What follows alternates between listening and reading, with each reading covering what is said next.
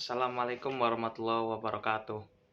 Perkenalkan, nama saya Ramanda Reza Pirawah dari Prodi Sastra Inggris, dan saya akan membacakan jawaban saya di soal UTS mata kuliah Pendidikan Pancasila B.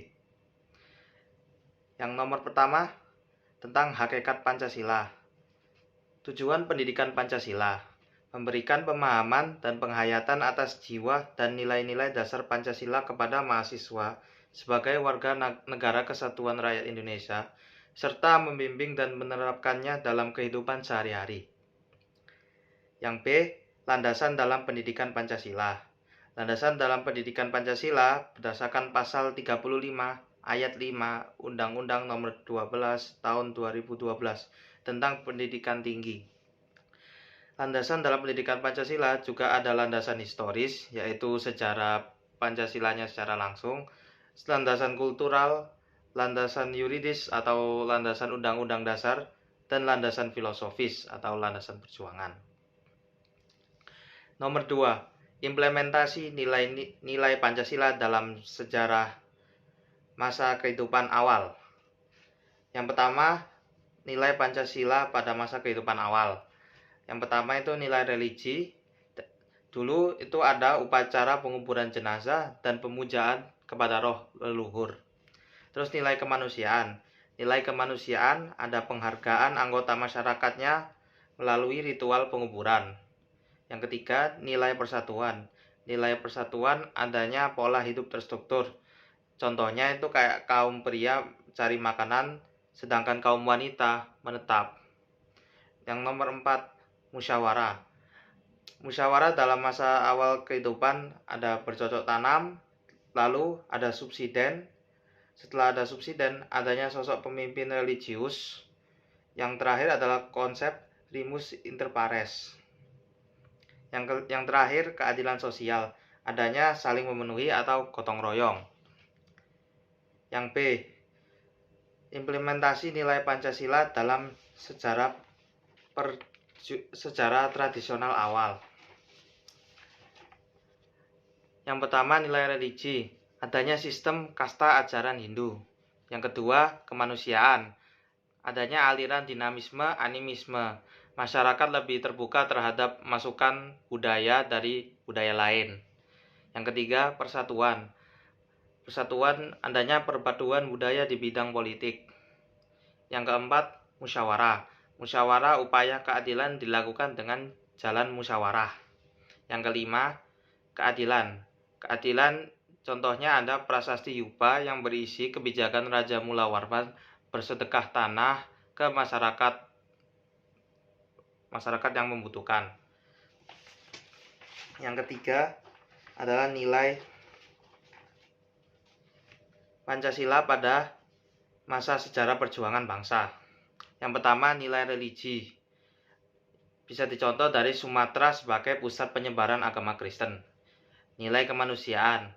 Adanya penerapan sistem kultur stelsel atau tanam paksa. Yang ketiga, nilai persatuan. Perjuangan lokal sebelum abad ke-20. Sedangkan setelah diserang Eropa, perjuangan Indonesia menjadi lebih bersatu. Yang keempat, nilai musyawarah. Adanya sistem kerajaan atau primus inter pares. Di situ juga ada pembuatan Pancasila atau banyak rundingan seperti meja bundar atau BPUPKI dan PPKI. Nilai sosial, nilai keadilan.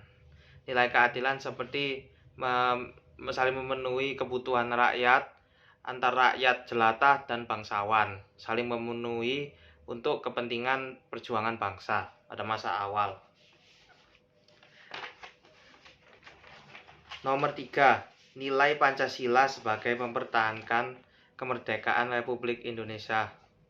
Yang pertama, nilai patriotisme bangsa ketika melawan penjajah. Nilai patriotisme adanya nilai nasionalisme, meliputi nilai kesatuan, kebebasan, kepahlawanan, harga diri, sistem idealisme yang tinggi, dan sistem rela berkorban. Yang B, Nilai Pancasila sebagai upaya mempertahankan dan mengisi kemerdekaan rakyat Indonesia.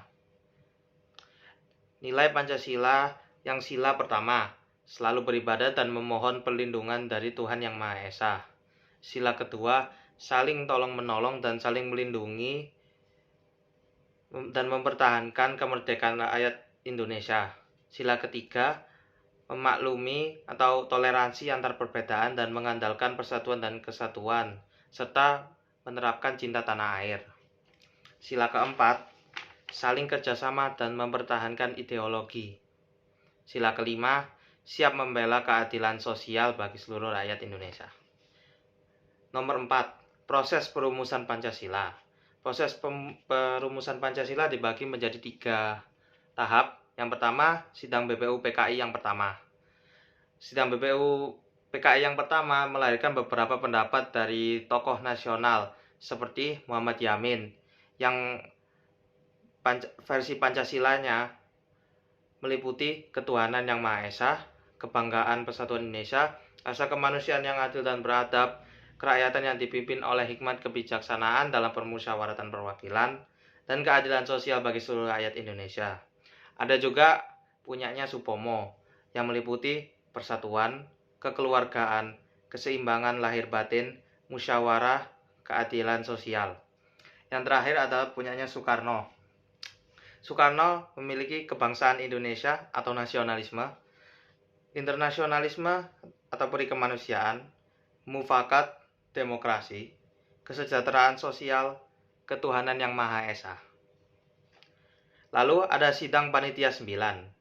Sidang ini melahirkan Pancasila yang hampir mau finalisasi. Isinya adalah yang pertama, ketuhanan yang kewajiban menjalankan syariat Islam bagi pemeluknya. Lalu kemanusiaan yang adil dan beradab. 3, persatuan Indonesia. 4, kerakyatan yang dipimpin oleh hikmat kebijaksanaan dalam permusyawaratan perwakilan. 5, keadilan sosial bagi seluruh rakyat Indonesia. Yang terakhir adalah sidang BPU PKI yang kedua. Ini sidang terakhir dan finalisasi perumusan Pancasila. Pancasila ini berisi yang pertama, ketuhanan yang Maha Esa. Yang kedua, kemanusiaan yang adil dan beradab. 3, persatuan Indonesia. Yang keempat, kerakyatan yang dipimpin oleh hikmat kebijaksanaan dalam permusyawaratan perwakilan. 5, keadilan sosial bagi seluruh rakyat Indonesia.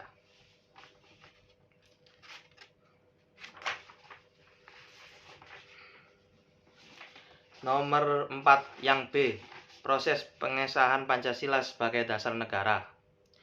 Pancasila akhirnya disahkan pada sidang PPKI tanggal 18 Agustus 1945. Pada sidang tersebut disetujui bahwa Pancasila dicantumkan dari Muqaddimah Undang-Undang Dasar 1945 sebagai dasar negara yang sah. Nomor 5, implementasi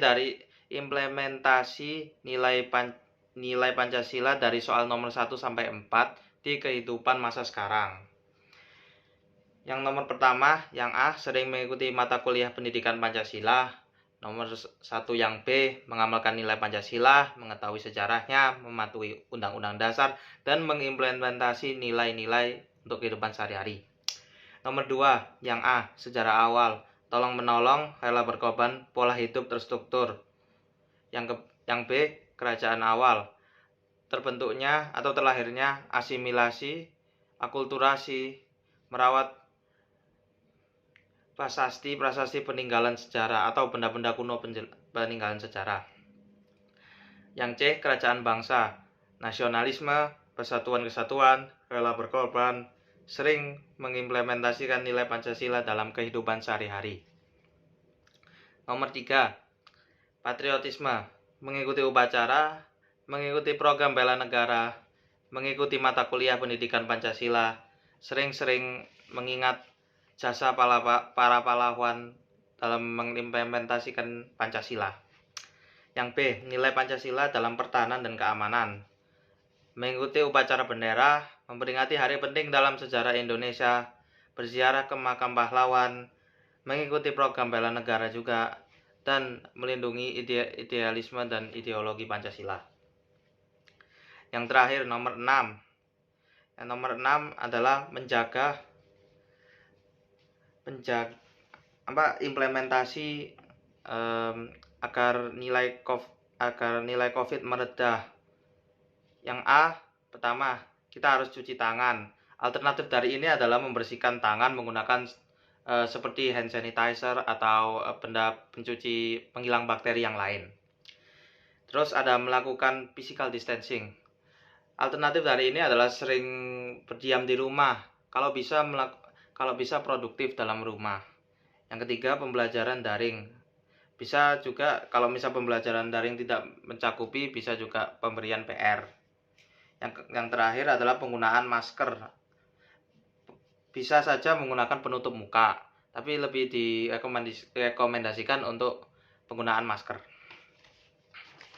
Nomor 6 yang B, pemulihan aktualisasi nilai Pancasila dalam masa resesi ekonomi pandemi. Tambahkan berserta contoh faktual. Yang pertama, kita harus sering menabung.